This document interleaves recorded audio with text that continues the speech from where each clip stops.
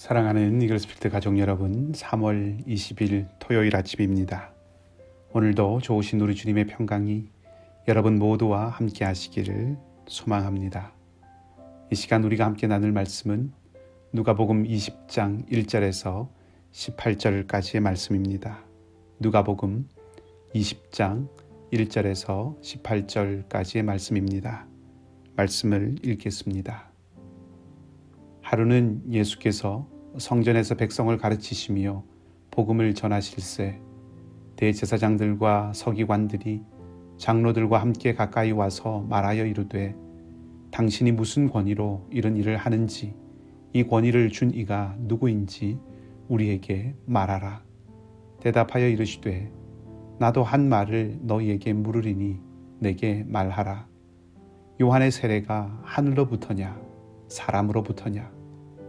그들이 서로 의논하여 이르되 만일 하늘로부터라 하면 어찌하여 그를 믿지 아니하였느냐 할 것이요 만일 사람으로부터라 하면 백성이 요한을 선지자로 인정하니 그들이 다 우리를 돌로 칠 것이라 하고 대답하되 어디로부터인지 알지 못하노라 하니 예수께서 이르시되 나도 무슨 권위로 이런 일을 하는지 너희에게 이르지 아니하리라 하시니라.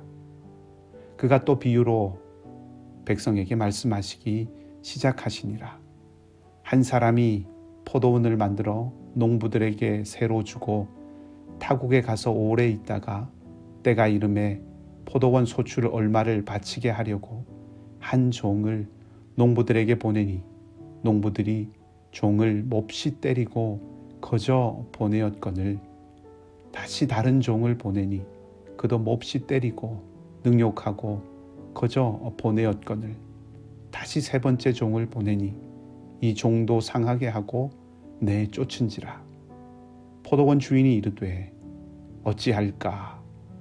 내 사랑하는 아들을 보내리니 그들이 혹 그는 존대하리라 하였더니 농부들이 그를 보고 서로 의논하여 이르되 이는 상속자니 죽이고 그 유산을 우리의 것으로 만들자 하고 포도원 밖에 내쫓아 죽였느니라.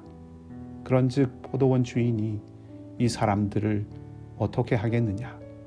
와서 그 농부들을 진멸하고 포도원을 다른 사람들에게 주리라 하시니 사람들이 듣고 이르되 그렇게 되지 말아지이다 하거늘 그들을 보시며 이르시되 그러면 기록된 바 건축자들의 버린 돌이 모퉁이의 머릿돌이 되었느니라 함이 어찌미냐? 무릇 이 돌 위에 떨어지는 자는 깨어지겠고 이 돌이 사람 위에 떨어지면 그를 가루로 만들어 흩으리라 하시니라. 아멘. 이제 20장부터는 예수님과 예루살렘 지도자들의 충돌이 본격적으로 등장합니다. 예수님께서 성전에서 백성들을 가르치고 계실 때 대제사장들과 서기관들과 장로들이 함께 옵니다. 그리고 예수님께 무슨 권위로 이런 것을 하고 있는지를 묻습니다.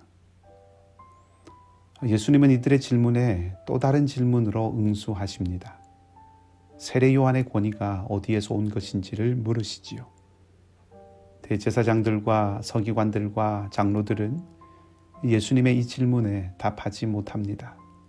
그러자 예수님은 자신도 질문에 대답하지 않겠다고 하시면서 거기에 있는 사람들에게 비유를 하나 말씀하십니다. 사실 이 비유는 대제사장들의 질문에 대한 대답이라고 할 수 있습니다. 비유를 통해서 예수님이 어떤 권위를 가지신 분인지를 가르쳐주고 계시고 동시에 대제사장의 무리들이 어떤 사람들인지를 드러내 주기 때문입니다. 비유는 간단하지만 끔찍하고 비상식적입니다. 한 사람이 포도원을 만들어 농부들에게 새로 주고 타국에 가서 오래 있다가 이제 소출을 받으려고 합니다. 그래서 종을 보냅니다.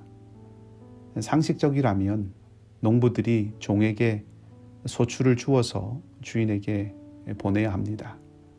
그런데 농부들은 종을 때리고 빈손으로 돌아가게 하지요. 소출을 줄 생각이 없는 것입니다.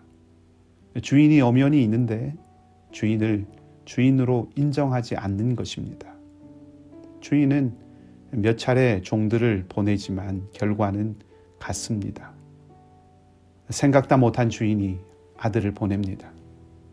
아들은 주인의 대리자라는 차원을 넘어서서 주인이 직접 온 것과 같은 것입니다. 아무리 종들을 때려서 빈손으로 보낸 농부들이라도 아들을 빈손으로 보낼 수는 없었을 것입니다. 이제는 소출을 주어야 하는 것이지요. 그런데 이 농부들은 전혀 다른 결정을 합니다. 이들은 아들을 죽이기로 합니다. 왜냐하면 아들은 상속자이기 때문입니다. 상속자가 없으면 포도원을 차지할 수 있다고 생각한 것입니다. 그래서 죽입니다. 어리석기 그지 없습니다. 주인이 어떻게 하겠느냐고 예수님께서 질문하시면서 주인이 와서 농부들을 진멸하고 포도원을 다른 사람들에게 줄 것이라고 하자 사람들은 그렇게 되지 말기를 바랍니다 라고 답합니다. 그런 일이 있으면 안 된다고 하는 것이죠. 그러자 예수님은 건축자들의 버린 돌이 모퉁이의 머릿돌이 되었다는 말씀을 인용하셔서 이 돌 위에 떨어지는 자는 깨어지고 이 돌이 떨어지는 사람은 가루가 되어서 흩어질 것이라고 하십니다. 이 비유를 들으면서 우리도 직관적으로 주인이 누구인지, 아들이 누구인지, 그리고 농부는 누구인지를 알 수 있듯이 이 비유를 들은 대제사장의 무리들도 이 비유가 누구를 가리키면서 하신 비유인지를 즉각 알아챕니다. 주인의 아들을 죽인 어리석은 소작인들이 바로 자신들을 가리키는 것이라는 점을 안 것이지요. 그래서 예수님을 잡고 싶은 마음이 화산처럼 일어났지만 백성들이 두려워 그렇게 하지 못합니다. 포도원이 무엇인지 또 종들은 누구인지를 따지는 것도 필요하겠지만 그런 것을 떠나서 이 비유가 말하고 있는 것은 대제사장 그리고 서기관, 장로들 이들이 느꼈던 것처럼 분명합니다. 예수님은 하나님의 아들이시고 그것을 인정하지 않는 종교 지도자들, 포도원 주인의 소유권, 즉 하나님의 소유권을 인정하지 않고 도전하는 종교 지도자들에게 남은 것은 심판이라는 점이죠. 농부들의 잘못은 욕망에 사로잡혀 자신의 역할을 망각하고 주인의 포도원을 자기 것으로 만들려고 한 것입니다. 소유권과 주권이 오직 주인에게 있는 것임을 철저하게 기억해야 하는데 그것을 무시한 것입니다. 포도원을 이스라엘이나 이스라엘 백성 공동체라고 생각한다면 지금 이 비유는 종교 지도자들을 심판하시고 새롭게 세우시는 새로운 이스라엘, 그리스도를 구주로 믿고 고백하고 따르는 그 백성 공동체는 공동체의 주인이 누구인지를 잊지 않고 기억해야 한다고 말해주는 것이 될 수도 있습니다. 교회의 머리는 예수 그리스도이십니다. 우리는 농부로서 관리하고 열매를 드리는 책임이 맡겨진 사람들입니다. 교회는 예수님께서 요구하시는 열매를 내보여야 할 책임이 주어진 공동체입니다. 사람을 모아서 몸집을 불리고 힘을 키우며 자신을 드러내 보이고 과시하는 것이 주인에게 드릴 열매가 아닙니다. 농부의 실패가 반면교사로 우리에게 보여주듯이 하나님의 주권을 인정하는 것, 하나님의 다스림을 보여주는 것, 그것이 열매입니다.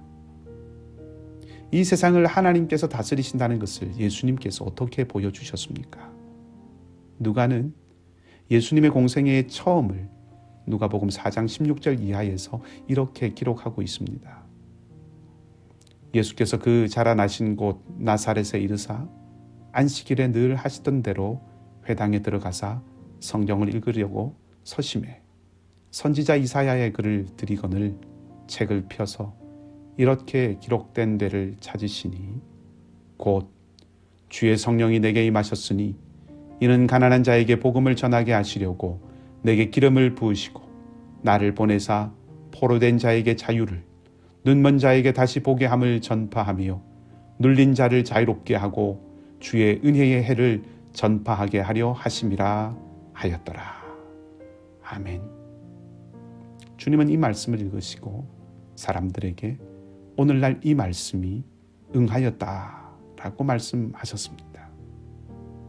주님의 모범을 따라 이것이 새 포도원의 농부가 된 우리가 보여야 할 것이라고 믿습니다. 오늘 은혜의 기회로 주신 이날, 우리가 맺어야 할 열매를 맺도록 겸손히 주님의 영을 구하십시다. 주님의 은혜를 구하십시다. 주님이 우리를 자유롭게 하셨기 때문에 우리도 자유롭게 해주는 삶을 사십시다. 주님이 가난한 자를 먹이셨듯이 우리도 먹이는 삶을 사십시다. 주님이 세상의 권세를 향하여 참으로 두려워할 자가 누구인지를 보여주셨기 때문에 우리도 참으로 섬겨야 할 자가 누구인지를 보여주면서 사십시다. 모퉁이 돌이 거치는 돌이 되어 부서지는 삶이 아니라 모퉁이 돌 대신 주님의 터전 위에 견고한 믿음과 소망과 사랑의 집을 지어가는 복된 삶이 되시기를 주님의 이름으로 축복합니다. 함께 기도하겠습니다. 하나님 아버지, 성전의 주님을 찾아와 지혜와 진리의 말씀을 구하기는커녕 도리어 자신들의 기득권을 고수하고 주님을 쫓아내려 했던 대제사장들과 서기관들과 장로들의 어리석음이 오늘 우리에게 있을까 두렵습니다. 하나님의 주권, 하나님의 소유권을 차지하고 싶은 욕망에 사로잡혀 살아가는 이 세상에 휩쓸려 우리를 잃어버리지 않도록 성령께서 우리를 붙들어 주시고 오늘도 지켜 주시옵소서. 포도원의 소출을 정직하게 주인에게 돌려드리는 마땅한 농부의 모습이 우리의 모습이 되기를 원합니다. 힘과 욕망이 지배하는 빼앗고 다투고 짓밟는 세상이 아니라 매인자를 자유케 하고 배고픈 이웃을 먹이고 마땅히 두려워할 분을 두려워하며 살아가는 삶이 되기를 소원합니다. 주님, 우리에게 주님의 마음을 부어주시고 주님의 자비를 베풀어 주시옵소서. 하나님, 코비드로 어려운 시절을 지나가고 있습니다. 변종 바이러스가 확산되고 확진자가 다시 조금씩 증가하는 추세입니다. 우리의 염려와 불안을 가져가시고 답답하고 지쳐가는 우리에게 소망을 더하여 주시며 나의 안전과 이웃의 안전을 늘 생각하며 살아가게 하여 주시옵소서. 이 시기가 더 어려운 형제와 자매들이 있습니다. 경제적인 어려움, 정신적인 어려움, 육신의 고달픔과 질병, 관계의 어려움 가운데 있는 주의 백성들을 주님이 돌아보시고 찾아가셔서 힘주시고 위로해 주시옵소서. 속히 그 모든 약함의 자리를 딛고 일어서게 하여 주시옵소서. 상록회 어르신들과 어린 자녀들, 선교사님들과 오늘도 함께 해주시고 사랑하는 우리 이글스필드 모든 가족들을 주님의 팔로 안아 주시옵소서. 좋으신 주님 예수 그리스도 이름으로 기도하옵나이다. 아멘. 말씀을 생각하시면서 기도하시고 오늘도 믿음으로 사는 하루가 되시기를 소망합니다.